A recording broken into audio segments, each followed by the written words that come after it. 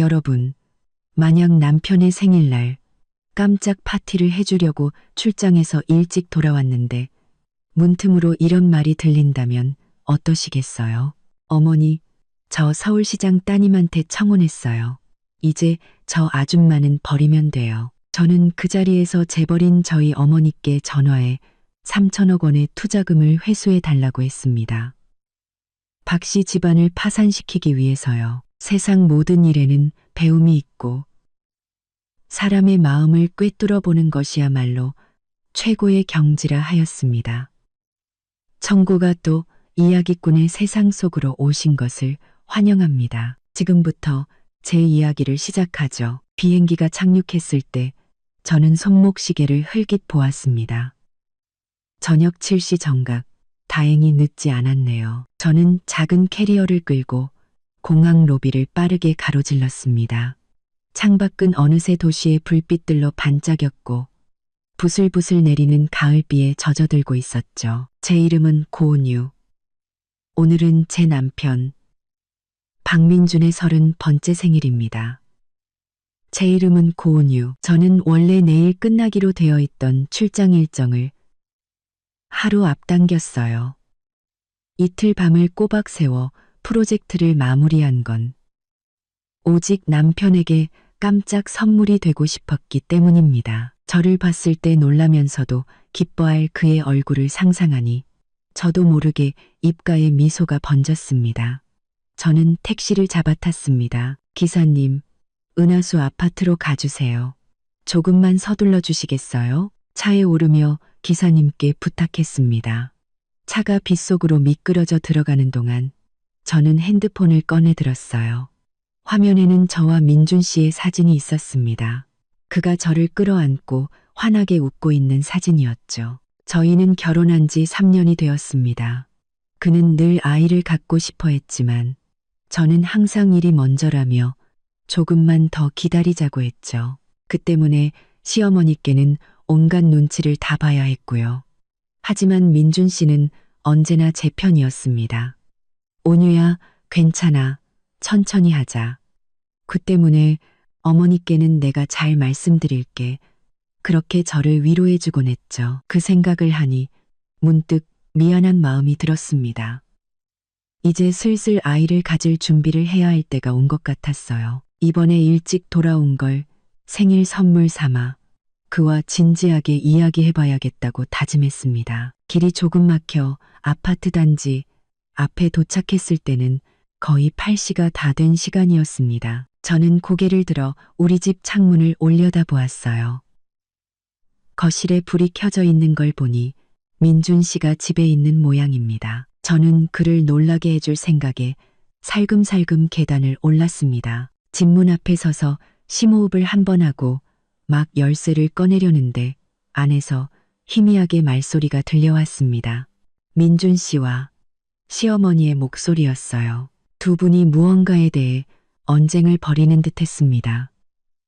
목소리가 크진 않았지만 조용한 복도에서는 문틈으로 그 대화가 끊어질 듯 이어져 나왔습니다. 저도 모르게 숨을 죽이고 움직임을 멈췄습니다. 먼저 들려온 것은 시어머니 김영숙 여사의 목소리였습니다. 특유의 불만 섞인 말투였죠. 너는 대체 그 고은유라는 애 뭘 보고 결혼한 거니? 집안이 좋기를 해. 뭘 해. 결혼한 지 3년이 다 되도록 애 하나 못 낳는 애를. 가슴이 철렁 내려앉았습니다. 또 그 이야기시구나. 곧이어 민준 씨의 목소리가 들렸습니다. 그런데 화를 내기는커녕 어딘가 의기양양한 기색을 억누르는 듯한 목소리였어요. 어머니, 뭘 그리 급해하세요. 좋은 일은 천천히 오는 법이라잖아요. 제가 장담하는데 어머니 아들 인생 이제부터 시작입니다. 시어머니가 코웃음을 쳤습니다. 시작? 무슨 시작? 그 늑다리 같은 고은유가 내 인생에 무슨 복을 가져다 준다고. 늑다리. 아줌마. 저는 제 얼굴을 만져보았습니다.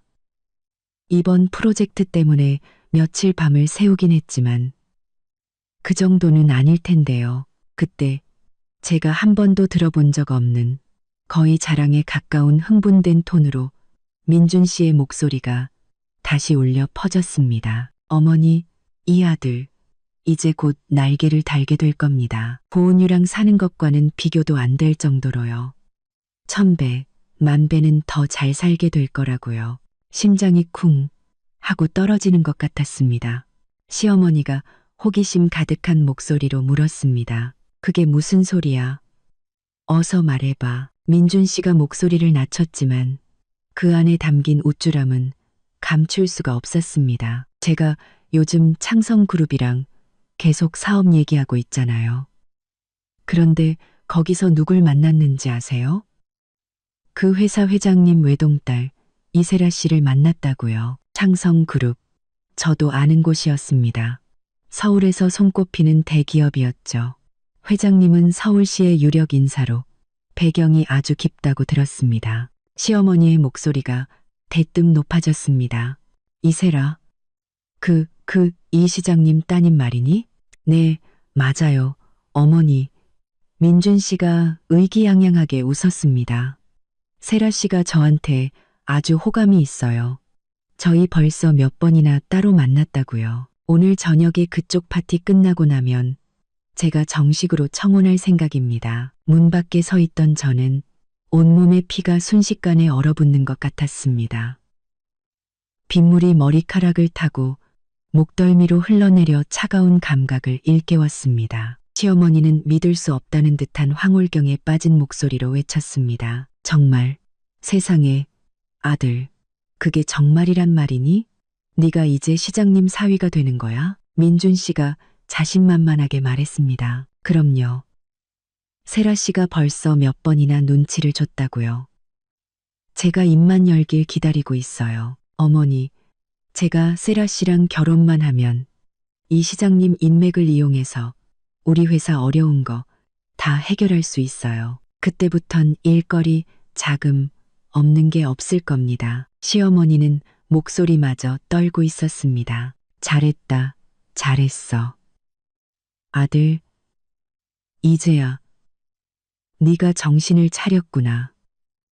그럼 고은유는 어떡하고? 민준 씨의 말투가 순식간에 차갑고 역겹다는 듯 변했습니다.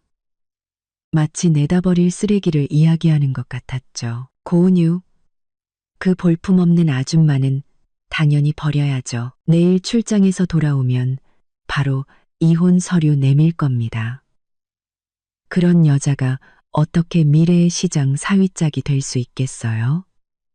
그런 여자가 어떻게 미래의 시장 사위짝이 될 수 있겠어요? 내 앞길을 몇 년이나 막았는지 생각만 해도 재수 없어요.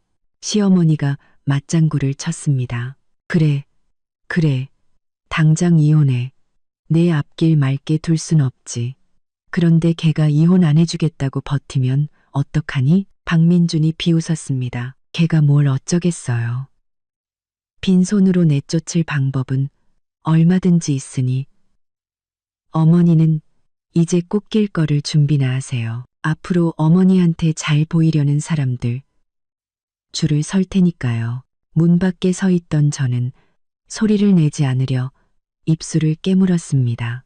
손톱이 손바닥을 깊게 파고들며 날카로운 통증을 일으켰지만 심장이 찢어지는 고통의 만분의 1에도 미치지 못했습니다. 서프라이즈, 생일 선물, 제가 공들여 준비한 깜짝 선물은 결국 이런 어처구니 없는 희극이었군요. 아줌마, 앞길을 막는 짐, 빈손으로 내쫓아 3년을 한 입을 덮고 잔내 남편 박민준이 내가 그의 생일을 축하하기 위해 비오는 밤을 뚫고 달려온 바로 이 시간에 그의 어머니와 함께 나를 헌신짝처럼 버리고 시장의 딸에게 빌붙을 계획을 세우고 있었습니다. 차가운 빗물이 심장까지 스며드는 듯했지만 그보다 더 차가운 결심이라는 이름의 불꽃이 조용히 타오르기 시작했습니다. 저는 천천히 한 걸음 뒤로 물러났습니다. 달콤한 꿈에 빠진 두 모자를 깨우지 않기 위해서요. 그리고는 캐리어를 끌고 다시 엘리베이터에 올라 축축한 빗속으로 걸어 나갔습니다. 아파트 단지 입구에 서서 비에 흠뻑 젖는 것도 아랑곳하지 않았습니다. 저는 핸드폰을 꺼내 빗물로 흐릿해진 화면을 닦아냈습니다. 그리고는 주소록에서 거의 한 번도 먼저 걸어본 적 없는 맘이라고 저장된 번호를 찾아 눌렀습니다. 신호음이 2번 울리고 전화가 연결되었습니다. 저편에서 온화하면서도 위험 있는 목소리가 들려왔습니다. 온유야, 이 시간에 웬일이니? 출장은 순조롭고 저는 심호흡을 하며 목소리가 떨리지 않도록 애썼습니다. 하지만 한 글자 한 글자가 얼음 조각처럼 차갑게 튀어나왔습니다. 마미, 전 괜찮아요. 부탁드릴 일이 있어요. 전화기 너머의 여인. 제 어머니는 제 목소리에 이상함을 눈치채셨지만 아무것도 묻지 않으셨습니다. 그저 말해보렴 하고 말씀하셨죠. 저는 눈앞의 흐릿한 밤 풍경과 등 뒤에 익숙한 아파트 건물을 바라보며 또렷하고 느리게 말했습니다. 투자금 회수해 주세요. 즉시요. 박민준 씨네 회사에 들어간 우리 HS그룹의 모든 투자금을요. 3천억 원. 단 1원도 남기지 말고요. 어머니는 잠시 침묵하셨습니다.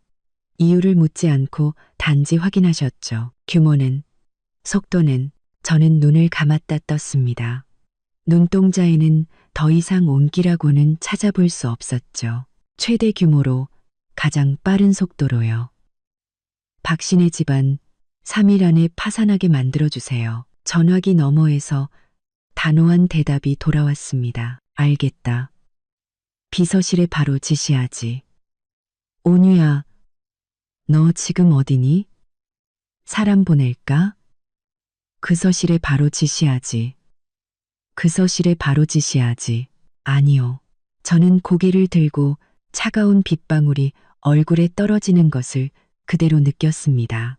제가 보고 싶어요. 전화를 끊고 빗속에 서 있자니 방금 산산조각 났던 심장이 더 단단하고 차가운 무언가로 다시 채워지는 기분이었습니다. 박민준, 네가 시장의 사위가 되고 싶다고? 좋아.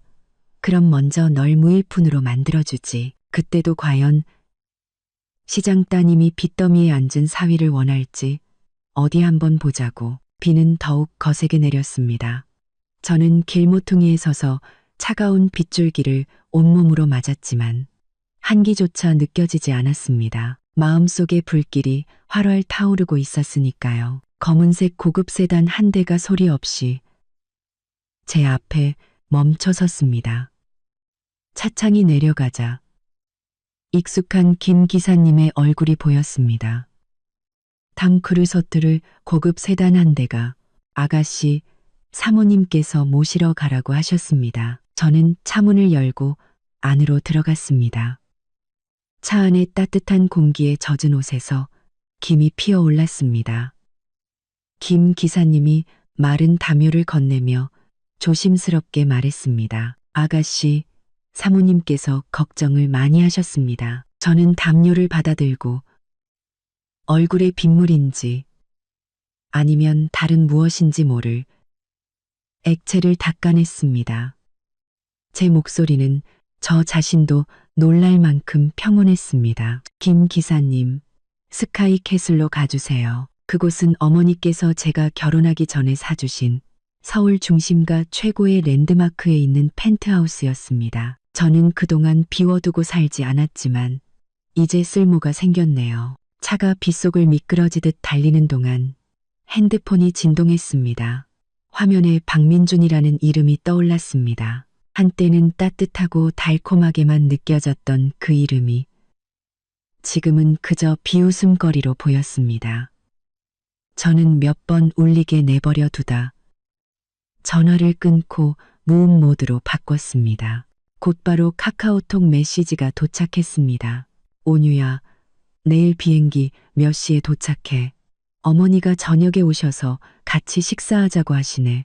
환영 파티 해주시겠대. 저는 이 메시지를 보며 지금 그의 얼굴에 어른거릴 가식적이고 태연한 표정을 상상했습니다. 어머니와 창창한 미래를 그리다가 돌아서서는 아무렇지 않게 다정한 메시지를 보낼 수 있는 사람이었죠. 배우를 했어야 할 연기력이네요. 저는 답장하지 않았습니다. 아직은 판을 깰 때가 아니니까요. 저는 그들이 공들여 짠 달콤한 꿈이 어떻게 한 조각 한 조각 부서져 거품처럼 사라지는지 제 눈으로 직접 지켜볼 작정이었습니다. 스카이 캐슬에 도착해 뜨거운 물로 샤워를 하고 편안한 실내복으로 갈아입었습니다. 저는 통유리창 앞에 서서 발밑에 반짝이는 도시의 야경을 내려다보았습니다. 박민준의 회사는 이 도시의 수많은 불빛 중 하나에 불과했죠. 그리고 곧 그 불빛은 꺼질 겁니다. 핸드폰이 다시 진동했습니다. 이번에는 어머니께서 직접 거신 전화였습니다. 온유야, 이미 시작했다. 500억 원의 단기 대출금, 내일 만기 즉시 상환하라고 통보했고 연장은 없다고 했어. 그리고 그쪽에서 추진하던 동부 신도시 개발 부지건, 우리 쪽 파트너가 방금 투자 철회했다.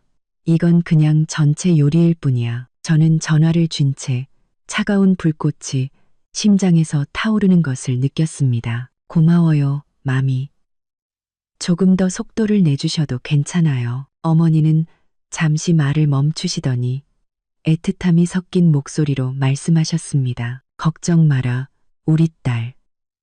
아무도 널 함부로 대학에 두지 않을 테니. 3천억 원의 자금 회수는 박민준네 같은 작은 회사에겐 치명타일 거다. 은행 쪽에도 이미 손을 써뒀으니 곧 위험 신호를 받고 대출을 조이기 시작할 거야. 엄마가 더 해줄 건 없니? 저는 잠시 생각하다 말했습니다. 아직은 괜찮아요. 제가 직접 보고 싶어요. 알겠다. 내일 아침에 장 변호사 보내마. 이혼 문제는 그 사람이 깔끔하게 처리해 줄 거다. 그리고 내 명의로 박민준이 쓰던 신용카드, 골프 회원권 같은 것들은 전부 정지시켰다. 네, 어머니의 일 처리는 언제나 이렇게 단호하고 빈틈이 없었습니다. 이것이 바로 제 세상이었고 제가 누렸어야 할 힘과 삶이었습니다. 지난 3년 동안 저는 소위 평범한 사랑이라는 것을 위해 저 자신을 평범한 직장인으로 위장하며 살았습니다. 얼마나 어리석었는지. 전화를 끊고 저는 와인 캐비닛으로 가 최고급 싱글 몰트 위스키를 한 잔 따랐습니다. 호박색 액체가 잔 속에서 흔들렸습니다. 한 모금 마시자 맵고도 깊은 향이 목을 타고 위장까지 따뜻하게 데워주었습니다. 이게 바로 인생의 맛이죠. 지난 3년간 박민준과 함께 마셨던 값싼 맥주 따위가 아니라요. 저는 노트북을 켜고 그동안 남몰래 모아두었던 박민준네 회사의 불법적인 경영 증거들을 정리하기 시작했습니다. 원래는 그저 직업적인 습관으로 보관해 두었던 자료들이었는데 이렇게 쓰일 날이 올 줄은 몰랐네요. 저는 그들을 고발하려는 게 아닙니다. 다만 그들이 마지막 발악을 할 때 누구도 그들을 구해줄 수 없도록 확실히 해둘 필요가 있었을 뿐입니다. 그날 밤 저는 이상할 정도로 깊이 잠들었습니다. 눈물도 불면도 없었습니다. 오직 폭풍우가 오기 전에 고요함만이 존재할 뿐이었죠. 다음 날 아침 저는 초인종 소리에 잠이 깼습니다. 현관 카메라를 보니 깔끔한 정장 차림에 금태 안경을 쓴 장 변호사였습니다. 그의 뒤에는 두꺼운 서류 가방을 든 비서 2명이 서 있었습니다. 문을 열자 장 변호사가 가볍게 허리를 숙였습니다. 아가씨, 좋은 아침입니다. 사모님께서 모시라고 하셨습니다. 저는 그들을 거실로 안내했습니다. 장 변호사는 지체 없이 준비해온 이혼 합의서 초안을 제 앞에 내밀었습니다. 조항들은 명료했고 제 권익을 최대한 보장하는 동시에 박민준의 유책 배우자로서의 지위를 명확히 했습니다. 장 변호사가 안경을 고쳤으며 말했습니다. 아가씨, 어젯밤 주신 정보를 토대로 혼인관계 파탄 및 상대방의 중대한 과실을 사유로 이혼 소송을 제기할 수 있습니다. 이렇게 되면 재산 분할에서 저희에게 극히 유리합니다. 초안은 이렇습니다만 혹시 추가하고 싶으신 내용이 있으신지요? 저는 빠르게 훑어본 후 말했습니다. 이 조항을 추가해 주세요. 혼인 기간 동안 저와 제 어머니가 개인적인 명의로 그와 그의 가족에게 증여한 모든 재물과 자금, 그가 현재 타고 다니는 스포츠카를 포함해서 모두 반환하도록 요구한다고 장 변호사가 고개를 끄덕였습니다. 알겠습니다. 즉시 추가하겠습니다. 그럼 언제쯤 그에게 정식으로 이혼을 요구하실 계획이십니까? 저는 창밖에 눈부신 햇살을 바라보며 말했습니다. 창밖 서두를 것 없어요. 그가 먼저 저를 찾아올 때까지 기다리죠. 장 변호사가 돌아간 후 저는 간단히 아침을 먹었습니다. 핸드폰은 또다시 쉴 새 없이 울려댔습니다. 박민준의 부재중 전화와 카톡 메시지 외에도 시어머니 김영숙 여사까지 걱정의 대열에 합류했습니다. 온유야, 왜 전화를 안 받니? 출장 다녀오느라 힘들었지. 민준이한테 오늘 온다고 들었다. 엄마가 네가 좋아하는 갈비찜 재워놨어. 저녁에 와서 맛있게 먹자. 저는 그 메시지를 보며 속이 울렁거렸습니다. 갈비찜이라. 제가 마지막으로 먹었던 건 승진했을 때였죠. 그때 시어머니는 여자가 일 욕심이 너무 많으면 못 쓴다며 잔소리를 하셨고 저는 그 갈비찜을 억지로 씹어 넘겼었습니다. 저는 여전히 답장하지 않았습니다. 저는 그들이 이 평온한 가짜 현실을 조금 더 즐기게 내버려 두고 싶었습니다. 오후에 저는 단정하지만 재단이 훌륭한 옷으로 갈아입고 얼굴의 반을 가리는 선글라스를 꼈습니다. 그리고는 차를 몰아 박민준의 회사 근처 카페로 향했습니다. 창가 자리에 앉아 얼마 지나지 않아 예상대로 박민준의 차가 회사 건물 앞에 급하게 멈춰서는 것이 보였습니다. 그는 거의 뛰어내리다시피 차에서 내렸습니다. 창백한 얼굴로 전화를 하며 평소 그토록 신경 쓰던 머리가 헝클어진 것도 모른 채 사무실로 뛰어들어갔습니다. 아무래도 어머니가 준비한 전체 요리가 식탁에 오른 모양이네요. 저는 천천히 커피를 저으며 입가에 차가운 미소를 띄었습니다. 쇼는 이제 막 시작되었을 뿐. 박민준, 이게 다가 아니야.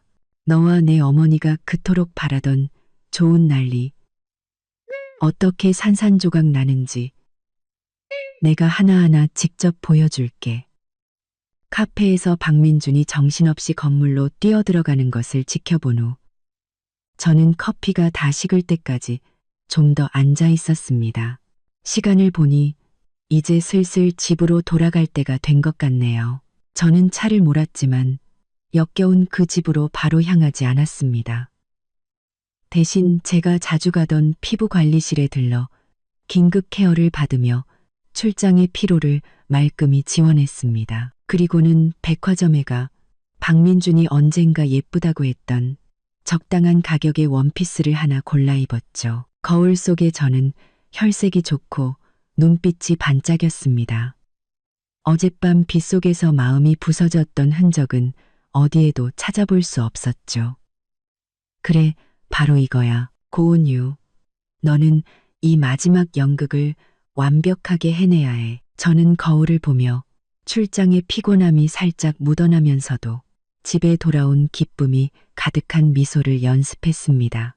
완벽해. 공항에서 급하게 고른 비싸지도 싸지도 않은 손목시계가 든 작은 선물 가방을 들고 열쇠로 문을 열었을 때는 이미 해가 저물 녘이었습니다. 여보, 나왔어. 저는 최대한 발랄하고 애교 섞인 목소리를 냈습니다. 박민주는 소파에 앉아 굳은 표정으로 핸드폰을 들여다보고 있었습니다. 제 떠리에는 담배꽁초가 수북했죠. 제 목소리를 듣자 그는 쏘스라치게 놀라며 고개를 들더니 얼굴에 순식간에 기쁜 표정을 지어 보였습니다. 그는 재빨리 핸드폰 화면을 끄고 일어나 저를 맞았습니다. 온유야, 어떻게 미리 말도 없이 왔어? 공항으로 마중 나갔을 텐데. 그는 제 손에서 가방과 선물 꾸러미를 받아들고는 저를 힘껏 껴안았습니다. 한때는 따뜻하고 안심되었던 그 포옹이 지금은 그저 가식적이고 차갑게만 느껴졌습니다. 저는 그를 밀쳐내고 싶은 충동을 억누르며 가만히 그의 포옹을 받았습니다. 심지어 팔을 들어 가볍게 그의 등을 토닥여주기까지 했죠. 서프라이즈 해주고 싶었지. 어때? 생일인데. 기분 좋아? 좋지. 당연히 좋지. 박민준이 저를 놓아주며 제 얼굴을 두 손으로 감쌌습니다. 그의 눈에는 걱정스러운 빛이 가득했습니다. 그런데 얼굴이 또 상했네. 출장 많이 힘들었어? 그때 시어머니가 앞치마를 두른 채 부엌에서 고개를 내밀었습니다. 얼굴에는 과할 정도로 환한 미소가 가득했죠. 어머, 우리 온이 왔구나. 어서 와. 비행기 타느라 힘들었지? 엄마가 네가 좋아하는 갈비찜 만들고 있었어. 금방 될 거야. 저는 시어머니의 주름진 미소를 보며 어제 문 안에서 저를 아줌마라고 불렀던 것을 떠올렸습니다. 속이 다시 한번 울렁거렸지만 억지로 감사한 미소를 지어 보였습니다. 어머니 힘드셨겠어요. 오자마자 맛있는 냄새가 나네요. 배고파요. 힘들긴 뭐가 힘들어. 너희 둘만 좋으면 엄마는 다 좋아. 시어머니는 그렇게 말하고는 다시 부엌으로 들어갔습니다. 박민주는 저를 소파에 앉히고 물을 따라주며 다정하게 안부를 물었습니다. 그는 더할 나위 없이 자상한 남편을 연기하고 있었지만 저는 그가 어딘가 불안해하고 있다는 것을 느낄 수 있었습니다. 그의 시선은 자꾸만 핸드폰 화면을 향했고 억지로 지어 보이는 미소 뒤에는 초조함과 짜증이 서려 있었습니다. 회사 일은 요즘 어때? 저는 물컵을 들며 무심한 척 물었습니다. 박민준의 몸이 순간 굳어지는가 싶더니 이내 손을 저으며 일부러 밝은 목소리로 말했습니다. 아, 뭐 그럭저럭. 작은 회사다 보니 자잘한 문제들은 늘 있지. 하지만 내 남편이 다 해결할 수 있으니 걱정 말고 푹 쉬어. 그는 화제를 돌리려는 듯 선물 가방을 집어들었습니다. 나한테 주는 선물이야? 뭔지 한번 볼까? 그는 포장을 뜯고 시계를 꺼내 들더니 활짝 웃었습니다. 와, 여보, 진짜 고마워. 마침 차던 시계가 좀 낡았었는데 잘 찰게. 그는 즉시 차고 있던 시계를 풀고 새 시계를 찼습니다. 그리고는 제 앞에서 손목을 흔들어 보이며 물었죠. 어때? 잘 어울려? 응, 예쁘다. 저는 미소 지으며 고개를 끄덕였습니다. 그가 원래 차고 있던 시계는 작년 생일에 저희 어머니께서 선물하신 것이었습니다. 이 새 시계보다 수십 배는 비싼 명품이었죠. 그때는 그토록 좋아하며 매일 차고 다니더니 아내가 준 선물에 기뻐하는 연기를 하기 위해 주저없이 풀어버리는군요. 민준아, 온유야, 밥 먹으러 오너라. 시어머니가 부엌에서 저희를 불렀습니다. 식탁에는 과연 온갖 음식이 차려져 있었고 중앙에는 윤기가 흐르는 갈비찜이 놓여 있었습니다. 시어머니는 연신제게 음식을 덜어주며 말했습니다. 온유야, 많이 먹어. 이게 얼마만이니? 출장 다니느라 고생 많았지? 저도 웃으며 시어머니께 음식을 덜어드렸습니다. 어머니도 많이 드세요. 제가 없는 동안 민준 씨 챙겨주시느라 힘드셨죠. 박민준도 맞장구를 쳤습니다. 네, 어머니 고생하셨어요. 겉으로 보기에 식사 분위기는 화기애애했습니다. 시어머니는 저를 칭찬하기 바빴고 박민준은 제게 음식을 챙겨주며 애정을 표현했습니다. 저는 그들의 연극에 맞춰주며 웃어야 할 때 웃고 대답해야 할 때 대답했습니다. 마치 노련한 배우처럼요. 하지만 저는 이 평온한 수면 아래에 얼마나 거센 물결이 일고 있는지 알고 있었습니다. 식사 도중 박민준의 핸드폰이 몇 번이나 진동했고 그는 그때마다 힐끗 쳐다보고는 재빨리 전화를 끊었습니다. 그의 얼굴은 점점 더 굳어갔습니다. 시어머니 역시 웃고는 있었지만 예전의 그 까칠함은 사라지고 어딘가 감출 수 없는 기대와 흥분이 엿보였습니다. 아마도 시장 사돈이 되는 달콤한 꿈에 빠져 있는 모양이겠죠. 식사가 거의 끝날 무렵 박민준의 전화가 다시 울렸습니다. 이번에는 발신자를 확인한 그의 얼굴이 싹 굳어졌습니다. 그는 우리를 신경 쓸 겨를도 없이 핸드폰을 들고 베란다로 나가 유리문을 닫아버렸습니다. 시어머니가 제게 변명하듯 말했습니다. 분명 회사 일이겠지. 요즘 아주 바쁘거든. 남자는 역시 일이 중요하지. 그녀의 말투에는 은근한 자랑이 섞여 있었습니다. 마치 자기 아들이 이미 대단한 자리에라도 오른 것처럼요. 저는 이해한다는 듯 고개를 끄덕이며 천천히 갈비를 뜯었습니다. 베란다에서는 박민준이 분노를 억누르는 목소리가 희미하게 들려왔습니다. 이 부장님, 우리가 몇 년을 같이 일했는데 어떻게 하루아침에 이럴 수 있습니까? 그 대출금 연장해 주기로 하셨잖아요. 이렇게 뒤통수를 치시면 어떡합니까? 제 마음은 파도 한 점 없이 고요했습니다.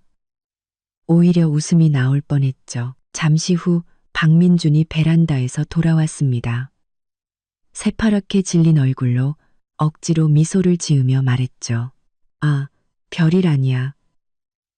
작은 문제였는데 다 해결됐어. 하지만 그의 관자놀이에 선 핏줄과 꽉 쥔 주먹이 그의 말을 배신하고 있었습니다. 해결됐다니 다행이네. 저는 다정하게 말하며 냅킨으로 손을 닦았습니다. 여보, 생일 축하해.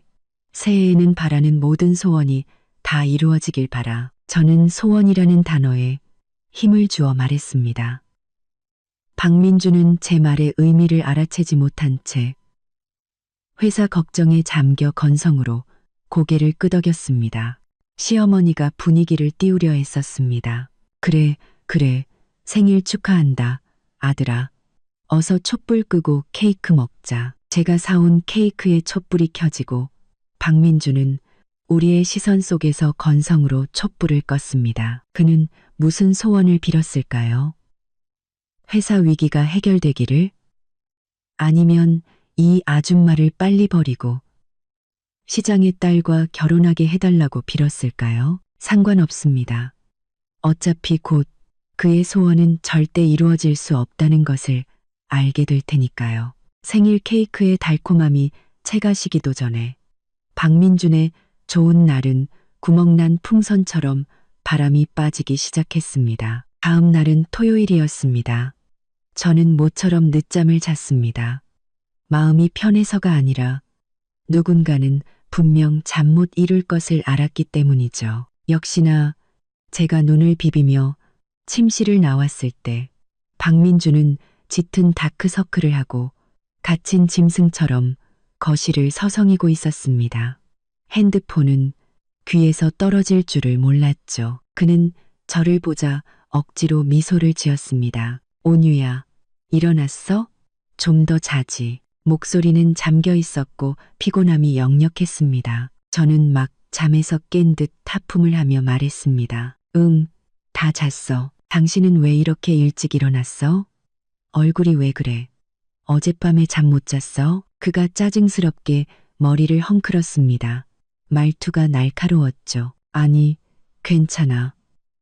회사에 급한 일이 생겨서 좀 가봐야 할 것 같아. 그는 더 이상 말할 겨를도 없이 차키를 집어들고 아침도 먹지 않은 채 황급히 집을 나섰습니다. 저는 속으로 비웃었습니다.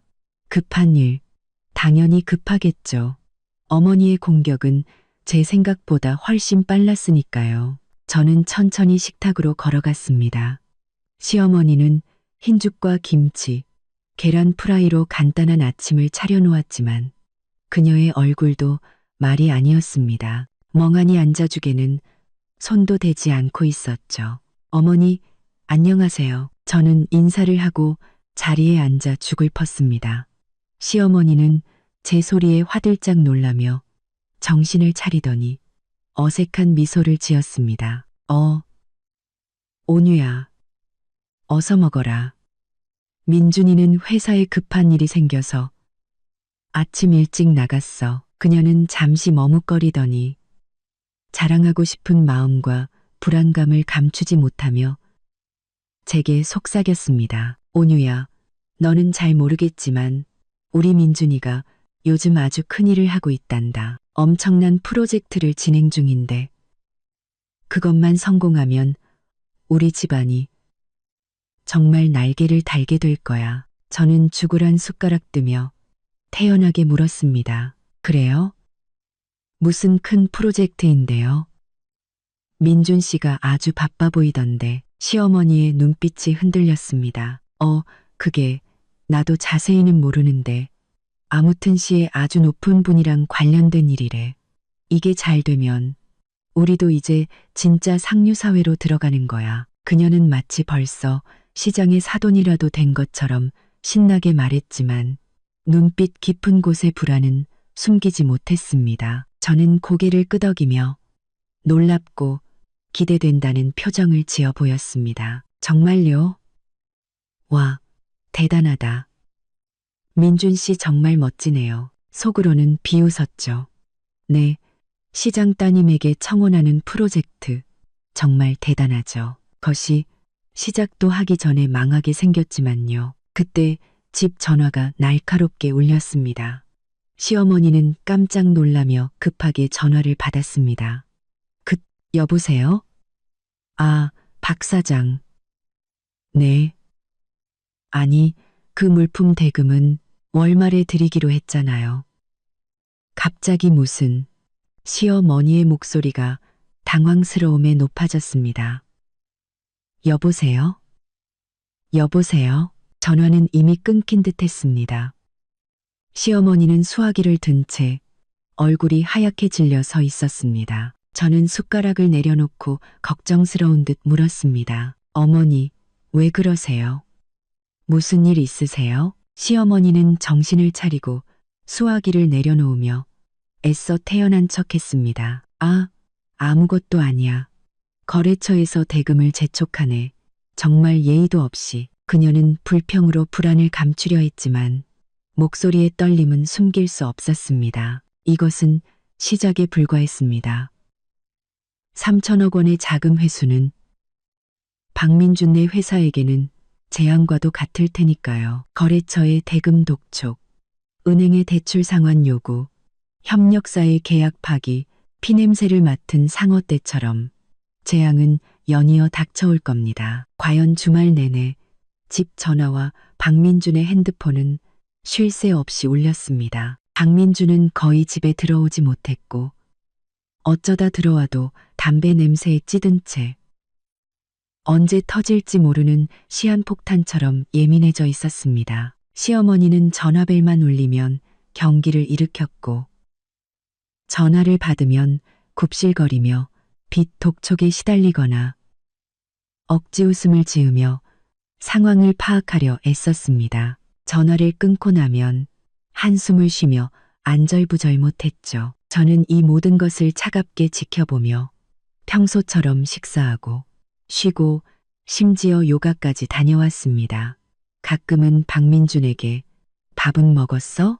힘들지? 몸 챙겨. 같은 다정한 카톡을 보내기도 했죠. 그는 한참 뒤에야 바빠. 걱정 마. 같은 단답을 보내왔습니다. 물론 저는 걱정하지 않았습니다. 오히려 그가 더 바쁘고 더 초조해지기를 바랐죠. 일요일 저녁, 박민준이 드디어 집에 돌아왔습니다. 기운이 다 빠진 듯 소파에 쓰러져 멍하니 허공을 바라보았습니다. 시어머니가 조심스럽게 데워놓은 국을 내밀며 물었습니다. 민준아, 어떻게 됐어? 그 최 부행장님은 만나봤니? 박민준이 신경질적으로 손을 내저었습니다. 그만 좀 물어보세요. 만나긴 뭘 만나요. 다들 눈치만 보고 토끼보다 더 빨리 도망가기 바쁘다고요. 젠장, 누가 뒤에서 우리를 노리고 있는 게 틀림없어. 시어머니가 겁에 질려 울먹였습니다. 그럼 어떡하니? 멀쩡하던 회사가 왜 갑자기 내가 어떻게 알아요? 박민준이 머리를 쥐어뜯으며 소리쳤습니다. 자금줄이 곧 끊길 판이에요. 내일까지 돈을 구하지 못하면 직원들 월급도 못 준다고요. 자금줄이 곧 저는 옆 소파에 앉아 그들의 대화는 안중에도 없다는 듯 잡지를 넘기고 있었습니다. 그때 저는 고개를 들고 최대한 부드러운 목소리로 말했습니다. 여보, 너무 걱정만 하지 마요. 혹시 최근에 누구한테 잘못한 일이라도 있어요? 아니면 뭔가 오해가 있는 건 아닐까요? 박민준이 날카로운 눈으로 저를 쏘아보았습니다. 제 얼굴에서 무언가를 읽어내려는 듯했지만 제 얼굴에는 순수함과 걱정만이 가득했죠. 연기력 하나는 끝내줬으니까요. 그는 잠시 저를 쳐다보다가 이내 기운 없이 고개를 떨구었습니다. 내가 누굴 잘못 건드렸겠어. 우리 같은 작은 회사가. 설마. 그는 말을 멈췄지만 그의 눈빛은 불안하게 흔들렸습니다. 그 역시 이세라.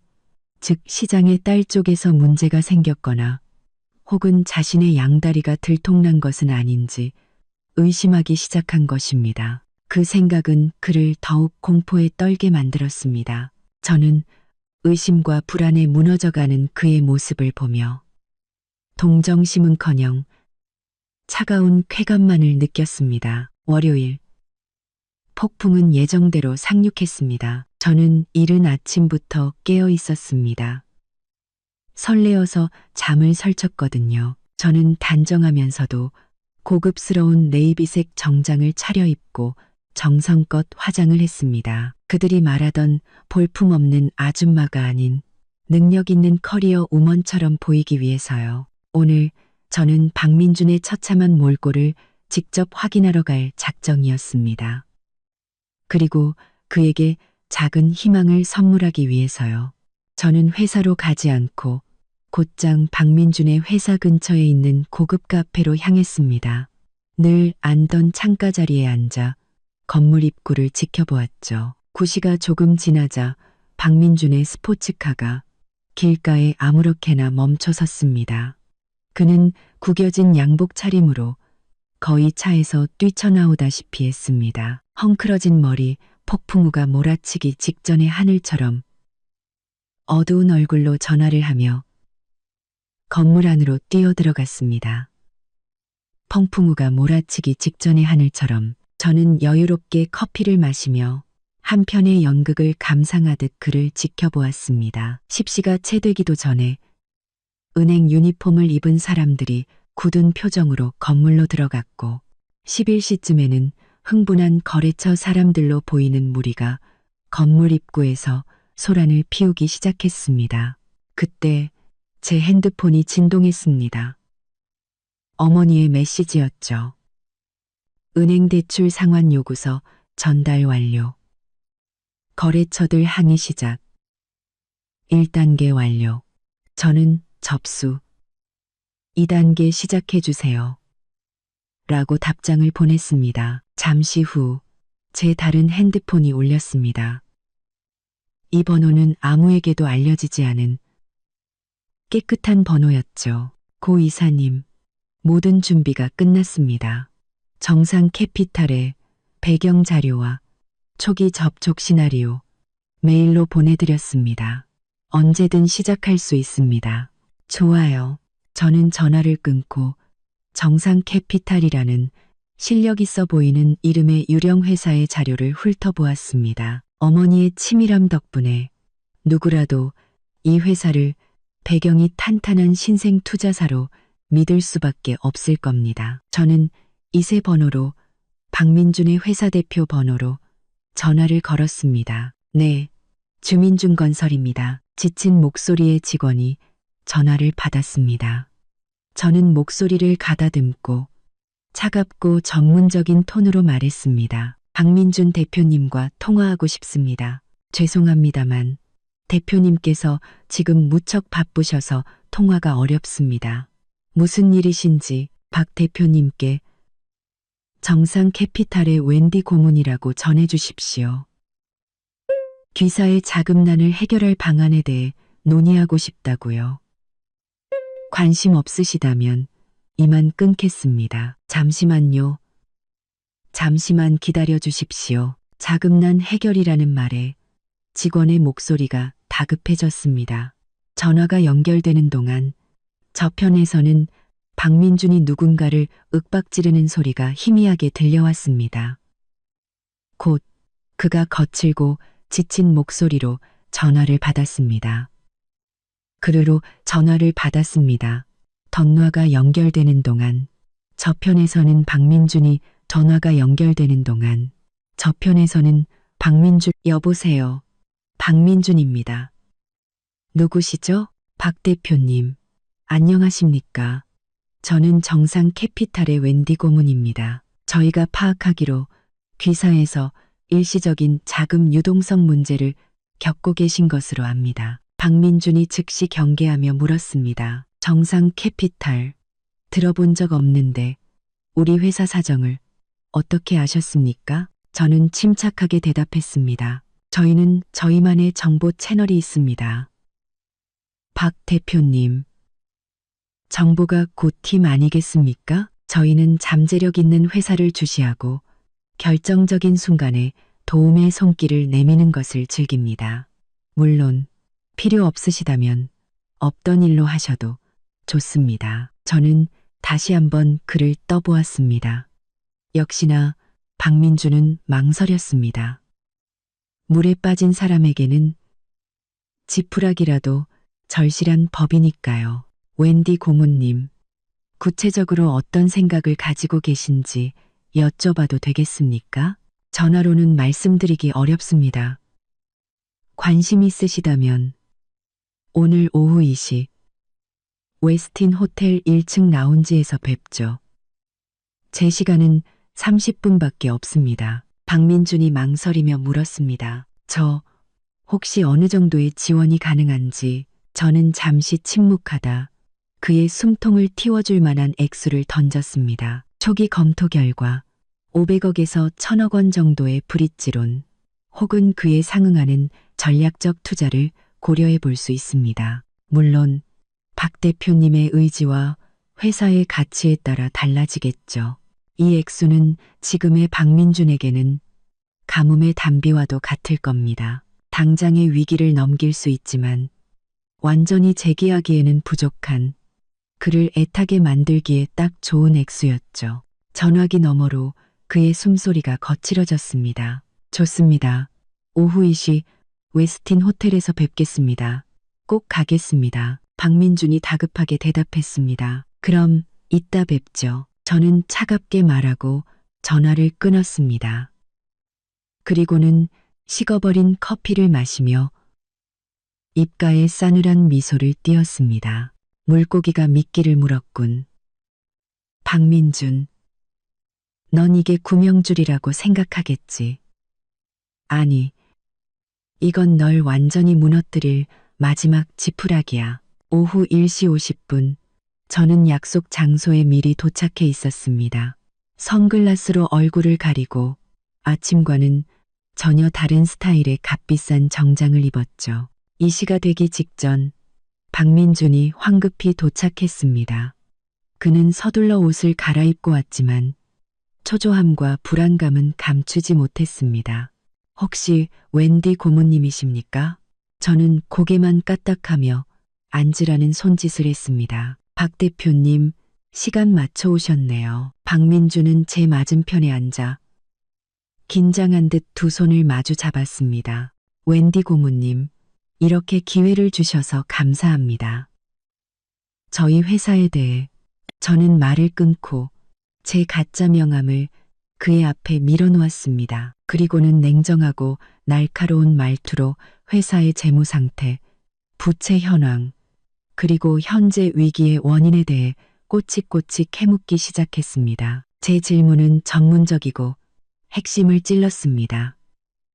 박민주는 식은땀을 흘리며 더듬거렸고 거짓말로 상황을 모면하려 애썼습니다. 저는 그의 허술한 답변을 들으며 속으로 비웃었지만 표정은 바꾸지 않았습니다. 박 대표님, 투자는 자선 사업이 아닙니다.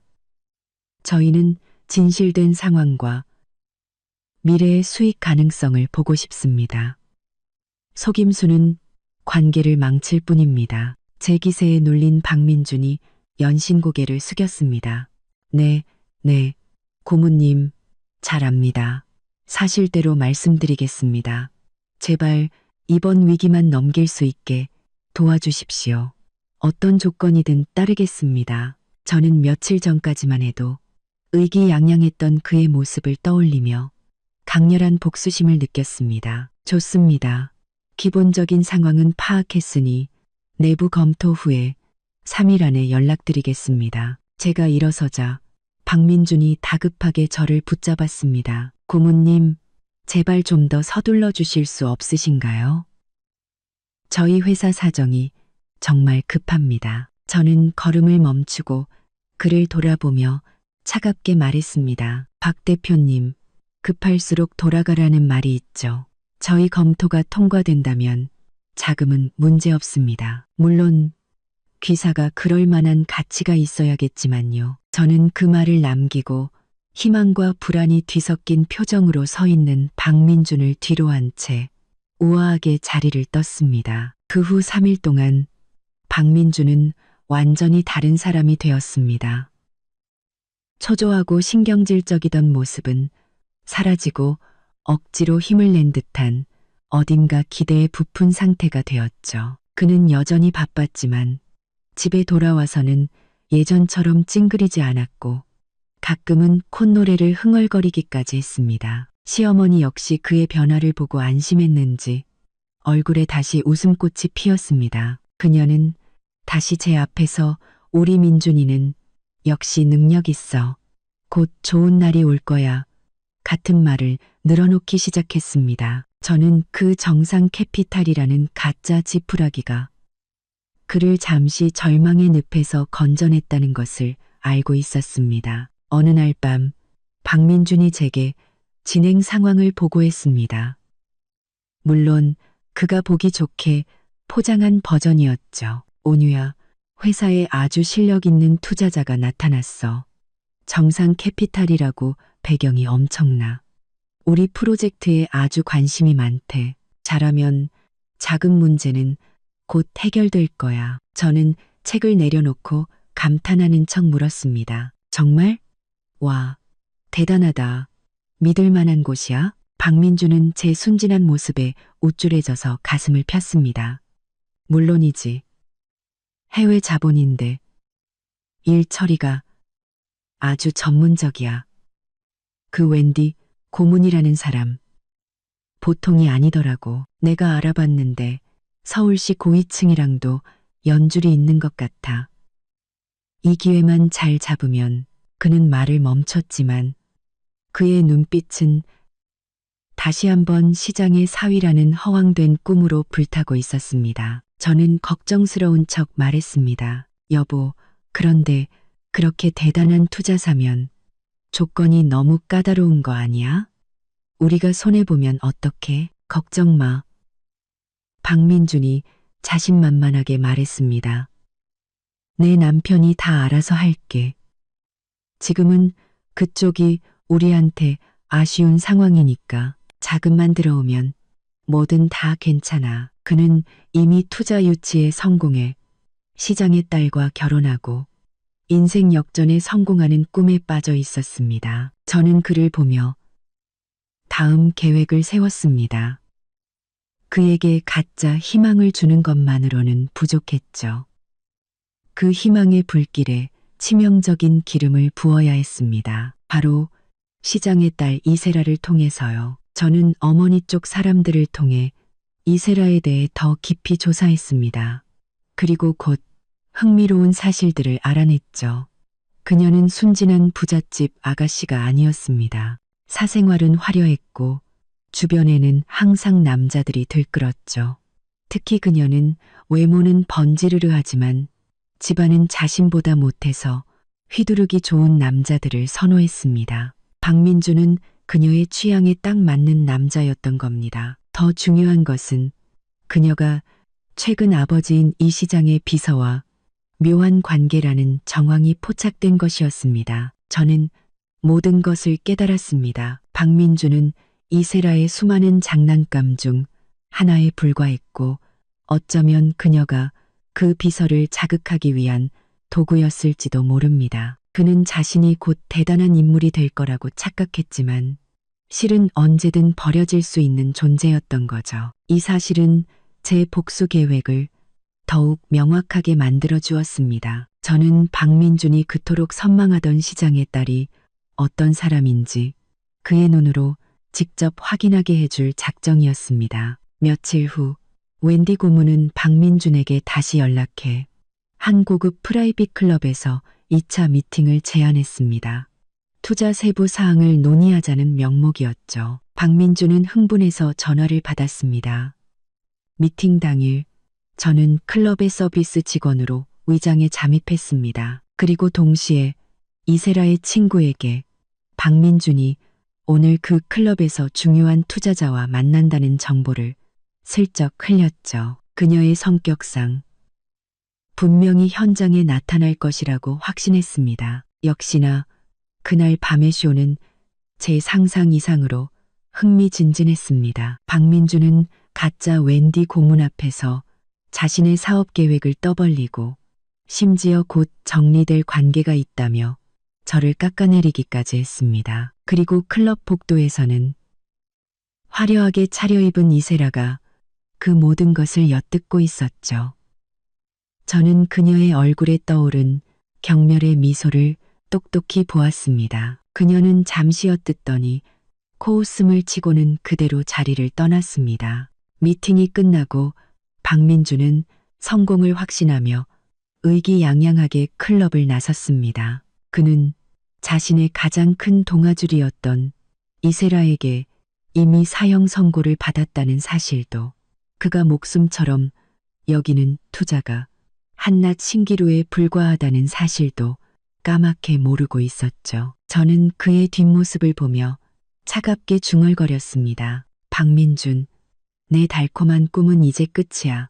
이제 곧 너와 내 어머니는 너희가 그토록 의지했던 모든 것들이 너희가 가장 행복하다고 믿는 순간에 어떻게 무너져 내리는지 똑똑히 보게 될 거야. 박민준이 정상 캐피탈이라는 희망에 부풀어 있는 동안 그의 어머니 김영숙 여사는 먼저 들뜨기 시작했습니다. 지난번 망신을 당한 후로는 쥐 죽은 듯 조용하더니 아들의 얼굴에 화색이 도는 것을 보고는 다시 허영심이 고개를 든 것이죠.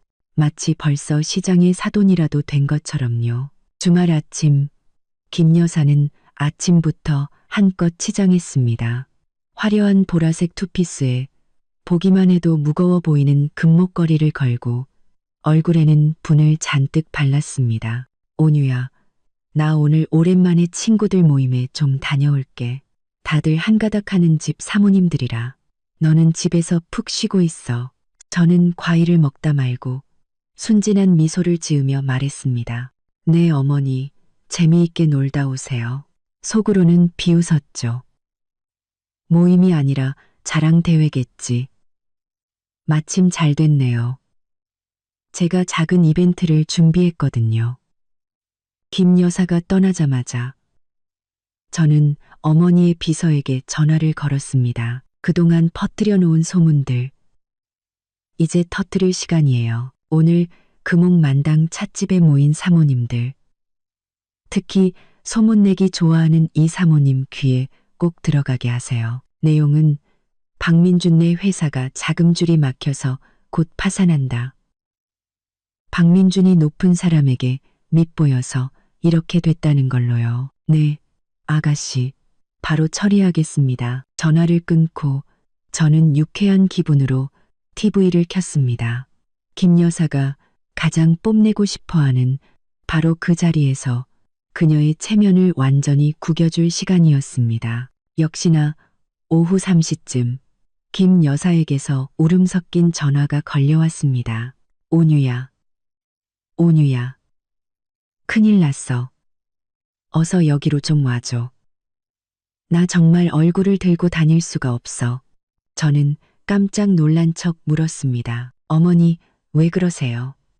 무슨 일이에요? 그 입만 사른 것들이 우리 민준이 회사가 망했다느니 빚더미에 앉았다느니 말도 안 되는 소리를 해대. 나한테 사실이냐고 따져 묻는데 내가 정말 저는 그 광경을 상상하며 통쾌함을 느꼈습니다. 김 여사가 한창 아들 자랑을 하고 있을 때 주변 사모님들이 하나둘씩 안 좋은 소문을 꺼내며 그녀를 궁지로 몰아넣는 모습. 정말 꼴 좋네요. 저는 일부러 늑장을 부려 찻집으로 향했습니다. 그녀가 그 지옥 같은 상황을 좀 더 오래 즐기게 해주고 싶었거든요. 찻집 앞에 도착하자 머리가 헝클어지고 화장이 다 번진 김 여사가 도망치듯 뛰쳐나와 제 차에 올라탔습니다. 그녀는 차에 타자마자 서럽게 울기 시작했습니다. 창피해 죽겠어. 그것들이 분명 우리 민준이가 잘 되는 걸 질투해서 그런 거야. 저는 그녀에게 휴지를 건네며 다정한 목소리로 위로했습니다. 어머니, 우지 마세요. 다 헛소문일 거예요. 민준 씨 오면 물어보면 되죠. 헛소문? 김 여사가 제 팔을 붙잡고 절박하게 물었습니다. 온유야, 솔직하게 말해줘. 민준이 회사 정말 괜찮은 거니? 저는 그녀의 손을 뿌리치며 태연하게 말했습니다. 어머니, 제가 회사 일을 어떻게 알겠어요? 민준 씨가 투자건 잘 되고 있다고 했잖아요. 곧 괜찮아질 거예요. 그를 믿으셔야죠. 그녀는 투자는 무슨 투자? 라며 집이 망하면 어떡하냐, 빚쟁이들이 쫓아오면 어떡하냐며 횡설수설 울부짖기 시작했습니다. 저는 조용히 차를 몰아 그녀를 집에 데려다 주었습니다. 그녀는 소파에 쓰러져 넋 나간 사람처럼 중얼거렸습니다. 저는 그녀가 가장 중요하게 생각하는 체면에 금이 가기 시작했다는 것을 알았습니다. 그리고 이것은 시작에 불과했습니다. 박민준의 가짜 희망이 곧 깨지고 나면 현실은 그와 그의 소중한 아들에게 더욱 가혹한 채찍질을 가할 테니까요. 김 여사가 사교계에서 망신을 당한 후 집안 분위기는 그야말로 최악이었습니다. 하지만 박민준은 정반대였죠. 그리고 또 그는 정상 캐피탈의 투자라는 뜬구름을 잡고 이미 성공한 사람처럼 행동했습니다. 심지어 빚을 내서 서울 최고의 레스토랑 클라우드탑의 전망대 전체를 빌려 이세라에게 청혼할 준비를 하고 있었습니다. 그의 모든 계획은 제 정보원을 통해 실시간으로 저에게 보고되고 있었습니다. 청혼 날짜는 금요일 저녁 8시, 금요일 오후 박민준은 한껏 멋을 내고 집을 나섰습니다. 값비싼 맞춤 정장에 머리는 한 올의 흐트러짐도 없었죠. 김 여사는 아들의 모습에 다시 희망을 품고 그의 옷매무새를 다듬어주며 꼭 성공해야 한다고 신신당부했습니다. 박민준은 소파에 앉아있는 저에게 가식적인 미소를 지으며 말했습니다. 온유야, 나 오늘 아주 중요한 저녁 약속이 있어서 저녁은 알아서 챙겨 먹어. 미안. 저는 고개를 들어 세상에서 가장 다정한 미소를 지어 보였습니다. 괜찮아, 여보. 일 잘 보고 와. 모든 일이 순조롭게 풀리길 바라. 박민주는 제 평온한 반응에 잠시 의아해했지만 이내 차키를 들고 집을 나섰습니다. 그가 떠나자 제 얼굴에서 미소가 사라졌습니다. 저 역시 오늘 밤의 연극을 위해 옷을 갈아입어야 했으니까요. 저는 그들의 경사에 아주 특별한 선물을 준비했거든요. 저는 심플한 블랙 드레스를 입고 평소보다 짙은 화장을 했습니다. 거울 속에는 그들이 말하던 아줌마의 모습은 온데간데 없고 차갑고 아름다운 여인만이 서 있었습니다. 7시 50분 저는 클라우드탑에 도착했습니다. 입구에서 직원이 오늘 전망대는 전체 대관되었습니다. 달하며 저를 막아섰습니다. 저는 가방에서 어머니의 명함을 꺼내 보여주었습니다. 직원의 얼굴이 하얗게 질리더니 공손하게 엘리베이터 문을 열어주었습니다. 고 이사님, 이쪽으로 모시겠습니다. 엘리베이터 문이 열리자 눈앞에는 화려한 광경이 펼쳐졌습니다. 수천 송이의 장미, 감미로운 현악 사중주, 그리고 제게 등을 보인 채 한쪽 무릎을 꿇고 있는 박민준. 그는 화려한 드레스를 입은 이세라에게 다이아몬드 반지를 내밀며 사랑을 속삭이고 있었습니다. 주변에는 그들의 증인이 되어줄 VIP 손님들이 모여 있었고 김 여사는 감격에 겨워 눈물을 글썽이고 있었죠. 제 등장은 끓는 기름에 찬물을 부은 격이었습니다. 사람들의 웅성거림에 박민준이 의아한 표정으로 고개를 돌렸습니다. 그리고 저를 본 순간 그의 얼굴은 그대로 굳어버렸습니다. 충격, 당황, 공포가 뒤섞인 표정이었죠. 오, 온유야. 네가 어떻게 여기에? 이세라 역시 저를 돌아보며 경멸 가득한 눈빛으로 물었습니다. 민준 씨, 이 여자 누구야? 김 여사는 고양이처럼 날카로운 비명을 질렀습니다. 고은유, 네가 여길 어디라고 와. 당장 꺼지지 못해. 저는 그들의 말을 무시하고 얼어붙은 박민준에게 천천히 다가갔습니다. 그리고 제 손에 들린 작은 리모컨의 버튼을 눌렀습니다. 그 순간 전망대 양쪽에 거대한 스크린이 켜지고 스피커에서는 아주 익숙한 대화가 흘러나왔습니다. 그 볼품없는 아줌마는 당연히 버려야죠. 내일 출장에서 돌아오면 바로 이혼 서류 내밀 겁니다. 그런 여자가 어떻게 미래의 시장 사위짝이 될 수 있겠어요? 녹음된 내용은 그날 밤 박민준과 김 여사가 나눈 대화였습니다. 그들의 잔인한 말 한마디 한마디가 그들 자신의 뺨을 후려치는 소리처럼 전망대 전체에 울려 퍼졌습니다. 박민준의 얼굴은 잿빛이 되었고 김 여사는 비명을 지르며 얼굴을 감쌌습니다. 손님들은 경악하며 두 사람을 향해 비웃음과 경멸의 눈빛을 보냈습니다. 이세라의 얼굴 역시 흑빛이 되었습니다. 그녀는 자신이 이 연극의 놀잇감이었다는 사실에 분노하며 박민준을 쏘아보았습니다. 녹음이 끝나자 저는 차가운 목소리로 말했습니다. 박민준 씨, 이게 당신이 말한 중요한 약속이었군요. 이세라 씨에게 청혼하는 거요. 저는 이세라를 향해 동정하는 듯한 말투로 말했습니다. 이세라 씨, 당신에게 청혼한 이 남자가 아직 자기 아내와 이혼도 하지 않았다는 사실은 알고 계셨나요? 유부남의 청혼을 받아주실 건가요? 거짓말이야. 네가 다 꾸며낸 거야. 박민준이 저를 향해 소리쳤지만 그의 목소리는 설득력 없이 떨리고 있었습니다. 거짓말이라고요? 저는 가방에서 사진 몇 장을 꺼내 장미꽃이 피 흩뿌려진 바닥에 던졌습니다.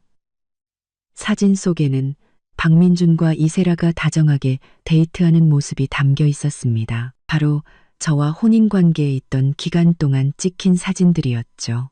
이것도 제가 꾸며낸 건가요? 모든 것이 명백해지자 이세라는 분노를 참지 못하고 박민준의 뺨을 세차게 내리쳤습니다. 박민준, 이 쓰레기 같은 놈, 감히 날 갖고 놀아?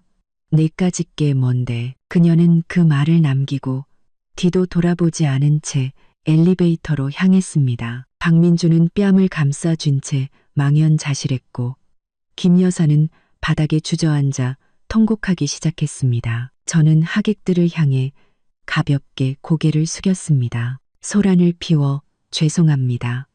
파티는 계속하세요. 그리고는 박민준의 절규와 김 여사의 울음소리, 하객들의 비웃음을 뒤로한 채 우아하게 그곳을 빠져나왔습니다. 엘리베이터 문이 닫히고 저는 거울에 비친 제 차가운 미소를 보며 중얼거렸습니다. 박민준, 내 청혼 축하 선물이 마음에 들어? 그날의 소동 이후 저는 달콤한 잠을 잤습니다. 다음 날 아침 TV에서는 민중건설 자금난으로 최종 부도 처리라는 뉴스가 흘러나오고 있었습니다. 화면에는 회사 앞에서 내 돈 내놔. 그러고 라며 시위하는 사람들의 모습이 비쳤습니다. 3천억 원의 힘은 박민준의 작은 배를 단숨에 침몰시키기에 충분했습니다. 저는 그들의 집으로 향했습니다. 집 앞은 이미 아수라장이었습니다. 법원에서 나온 사람들이 집에 차 앞 딱지를 붙이고 있었고 험상궂은 사채업자들이 박민준을 둘러싸고 윽박지르고 있었죠. 김 여사는 땅바닥에 주저앉아 이건 우리 집이야 라며 울부짖고 있었습니다. 그들은 집안의 값비싼 가구들을 닥치는 대로 밖으로 빼내고 있었습니다.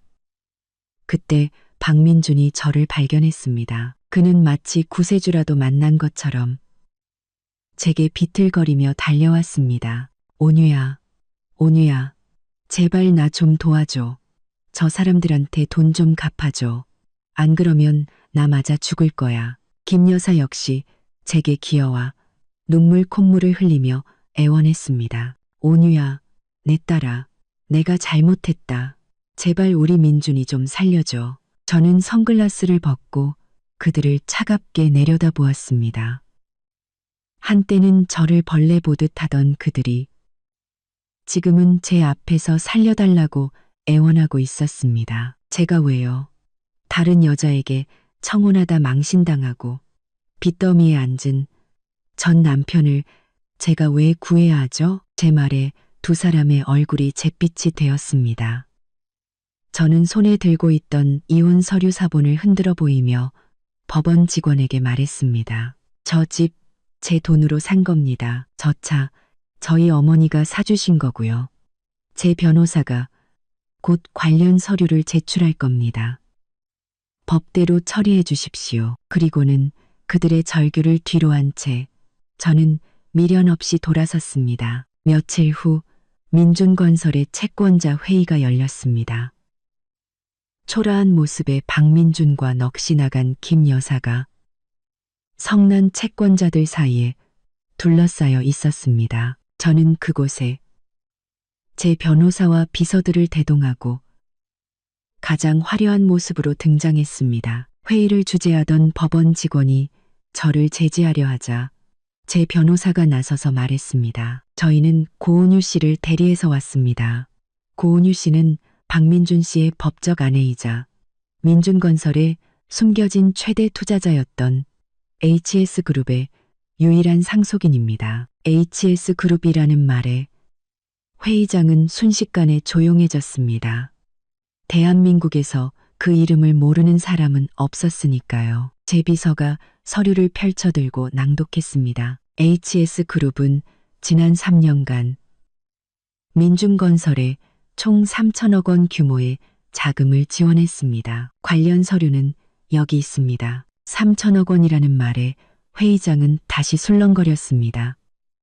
그들의 빚을 다 합쳐도 그 액수에는 턱없이 모자랐으니까요. 박민준은 그제야 자신을 무너뜨린 것이 바로 저였다는 사실을 깨닫고 다리가 풀려 주저앉고 말았습니다. 김 여사는 손가락으로 저를 가리키며 비명 같은 소리를 질렀습니다. 너 대체 정체가 뭐야? 저는 그들에게 다가가 회의장 전체에 울리도록 또렷하게 말했습니다. 다시 한번 제 소개를 하죠.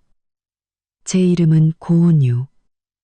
HS그룹고 회장님이 바로 제 어머니입니다. 당신들이 말하던 3천억 원을 빼서 당신들을 파산시킨 바로 그 재벌 엄마예요. 저는 잠시 말을 멈추고 공포와 경악, 후회로 일그러진 그들의 얼굴을 감상했습니다. 아, 그리고 전 시어머니, 예전에 제 집안이 보잘것없어서 당신 아들에게 어울리지 않는다고 하셨죠?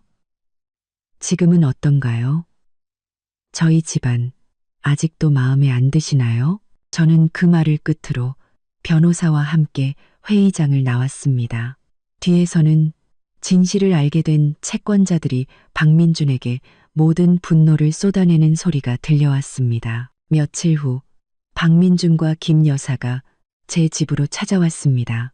초라한 행색으로 문 앞에서 무릎을 꿇고 애원했죠. 온유야, 내 딸아, 내가 잘못했다.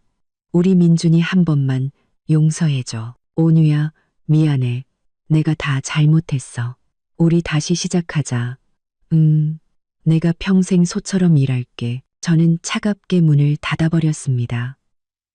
그들의 눈물과 애원은 제게 그저 역겨울 뿐이었습니다. 그 후 박민주는 저를 비방하는 글을 인터넷에 올리며 마지막 발악을 했지만 제게는 그의 모든 행동을 증명할 증거가 있었습니다. 그는 결국 사기 및 명예훼손 혐의로 고소당했습니다. 그리고 얼마 지나지 않아 이세라가 그를 가만두지 않았다는 소식이 들려왔습니다. 그녀는 자신의 명예를 더럽힌 대가로 박민준이 제기할 수 있는 모든 길을 막아버렸습니다. 그는 작은 공사판의 인부로도 일할 수 없게 되었고 사채업자들에게 쫓기며 비참한 나날을 보내게 되었죠. 그들의 소식은 더 이상 제게 중요하지 않았습니다. 저는 HS그룹의 부사장으로 제 능력을 마음껏 펼치며 새로운 삶을 시작했습니다. 그리고 그 과정에서 새로운 인연을 만났습니다. 그는 제 경쟁자였지만 동시에 저를 존중하고 이해해주는 사람이었습니다. 우리는 서로의 능력을 겨루며 가까워졌고 곧 연인이 되었습니다. 그는 제 과거를 모두 알고 있었지만 그에게 저는 그저 능력 있는 고은유일 뿐이었습니다. 어느 주말 그와 함께 미술관에 갔다가 우연히 그곳에서 박민준과 김 여사를 다시 마주쳤습니다. 박민준은 낡고 허름한 옷을 입고 휠체어에 앉은 늙고 병든 어머니를 밀고 있었습니다. 그들은 아마 추위를 피해 잠시 미술관에 들어온 듯했습니다. 저와 눈이 마주친 순간 박민준은 겁에 질려 황급히 자리를 피했습니다. 그들의 뒷모습은 마치 어두운 하수구로 사라지는 쥐와 같았습니다. 제 곁에 있던 그가 제 허리를 감싸며 조용히 물었습니다. 괜찮아. 저는 그를 보며 그의 손을 잡고 환하게 웃었습니다. 응, 괜찮아. 우리 다음 작품 보러 가자. 그들은 더 이상 제 인생에 아무런 영향을 미치지 못하는 그저 과거의 잔해일 뿐이었습니다. 집으로 돌아오는 길, 노을이 아름답게 지고 있었습니다. 그가 제 손을 잡고 물었습니다. 저녁은 뭐 먹을까? 당신이 해주는 파스타가 먹고 싶어. 그가 부드럽게 웃으며 대답했습니다. 좋아. 집에 가서 내가 해줄게. 집. 그 따뜻한 단어에 저는 진정한 행복이 무엇인지 깨달았습니다. 사랑하는 사람과 함께 나의 길을 당당하게 걸어가는 것. 저를 무너뜨리려 했던 과거는 이제 저를 더 높이 날게 하는 발판이 되었을 뿐입니다. 친애하는 구독자 여러분, 오늘 고은유 씨의 이야기는 여기까지입니다. 악인이 벌을 받고 주인공이 멋지게 재기하는 모습을 보니 속이 다 시원하지 않으신가요? 여러분의 생각은 어떠신지 댓글로 자유롭게 남겨주세요. 여러분 주변의 통쾌한 역전 이야기도 환영합니다. 다음 이야기도 기대해 주십시오. 지금까지 당신의 이야기꾼이었습니다.